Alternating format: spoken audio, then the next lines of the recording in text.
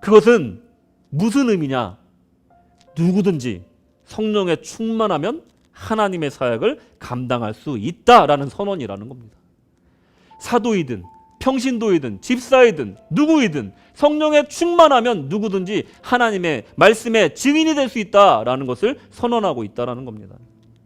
초대교회만큼이나 예전에는 집사와 교회 직분자들의 자격이 굉장히 엄격했습니다. 여러분, 현대교회 집사에 대한 이 기준은 그 헌법을 보면은 초대교회에서 유래됐다는 것을 우리가 금방 알 수가 있어요.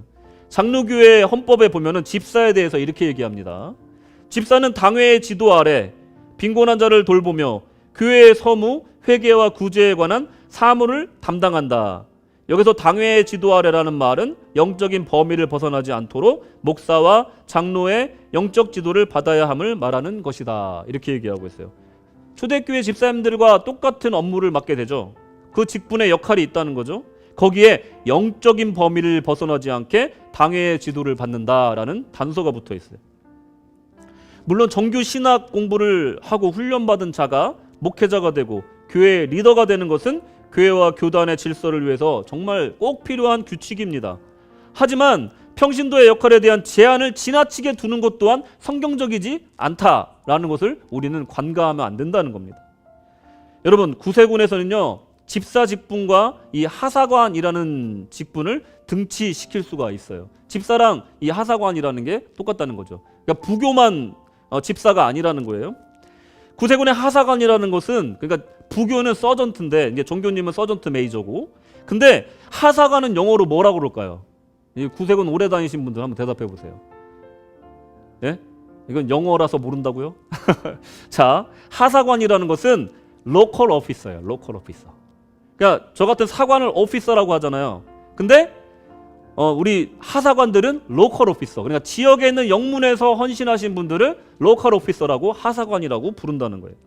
정교님, 가정단장, 장년 서기, 장년 부교, 뭐 여기 자비석 부교, 봉사 부교, 뭐 자산 부교, 뭐 군기 부교, 여러 가지 등등등등 이 부교님들을 이 평신도 리더로서 총칭하는 용어가 구세군에서는 하사관이다, 로컬 오피서다 이렇게 부른다는 거예요.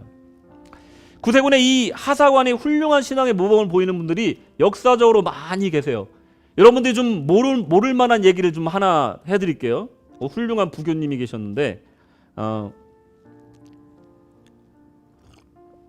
혹시 여기서 경기도 파주 출신 계신가요? 파주? 없으시죠? 제가 알기로는 없는 걸로 알고 있는데, 경기도 파주에 구세군이 있습니다. 거기에 일제시대에, 일제강점기에 정교로 섬기던 분이 있었어요. 엄규호 정교님이라고 계셨는데, 이분이 오늘 얘기의 주인공은 아니고 이 정교님의 부인인 임명의 부교님이 이 3.1 운동, 만세 운동을 주도하셨습니다. 100여 명의 사람을 조직하여서 만세 운동을 하셨던 분이 바로 저 임명의 부교님이세요. 당시 임신 중이셨어요. 예, 홀몸도 아니셨어요. 근데 이 만세 운동을 하신 거예요. 물론 이제 일제에 잡히셔서 투옥되셨죠. 근데 이 임신하셨다 보니까 아기 날 때가 되니까 그래도 잠깐 풀어줬어요. 아기를 낳고 다시 투옥이 되십니다. 근데 지금하고 달라서 그때 감옥은요 너무나 열악했어요. 난방도 되지 않았고, 그런 곳에서 갓난아기를, 그것도 갓 아기를 낳은 여인이 그곳에서 지낸다는 것은 정말로 상상하기도 힘들 정도로 어려운 일이었을 겁니다. 근데 그때 같은 감방 동기가 누구였는지 아십니까? 저 옆에 있는 분이에요. 누구냐면 유관순 열사. 유관순 열사. 아, 옆에 있는 분 맞나? 아무튼 유관순 열사가 감방 동기셨습니다. 그래서 기저귀를 빨아서 널어도 말지 않으니까 그 겨울날에 허리춤에다가 유관순 열사가 매서 자기 체온으로 녹여주면서 같이 그 어려운 시기를 보냈대요. 그러면서 옥중에서 유관순 열사는 이제 소천하시고 이제 나오시게 됐는데 10년 후에 이 정교님과 이 부교님 두 분 다 이제 소천하시는 그런 역사적 기록이 있습니다. 뭡니까? 우리 구세군 부교님들이요, 스스로 정의롭다고 여기는 것, 하나님께서 기뻐하신다는 그 일에 용감하게 스스로 참여하는 모습을 보여주는 좋은 예라는 겁니다. 부교라는 것이 그저 교회에서만 직분이 아니라 이런 나라를 지키는 일에 또 정의로운 일에 앞장서는 일에 정말로 앞장서야 된다라는 이 바른 신앙을 갖고 있었던 분이 바로 임명의 부교님 같은 분들이 구세군의 하사관들이었다라는 겁니다. 여러분, 스데반을 통해서 우리가 생각해 봐야 될 것이 무엇입니까? 우리는 구세군의 병사로서 하사관으로서 어떤 모습을 가져야 되는지 임명의 이 부교님을 통해서 생각해 봐야 된다는 겁니다. 스데반은 자기 생각과 지식으로 논쟁하지 않았다는 겁니다. 성령과 지혜로 했어요. 내 생각이 옳지 않은 일이 아니라 하나님의 말씀에 어긋나는 일이라면 내가 모든 것을 걸어서라도 앞장서야 된다는 것을 그 삶 가운데 실천했다라는 겁니다. 스데반은 사도들의 가르침에 따라 사도들이 보여준 대로 따르고 성령이 인도하신 대로 은혜와 권능이 충만하여서 큰 기사와 표적을 행했다라는 겁니다. 여러분, 저는 종종 나는 목회자급 성도야 라고 말하시는 분들을 만난 적이 있어요. 맞는 말입니까?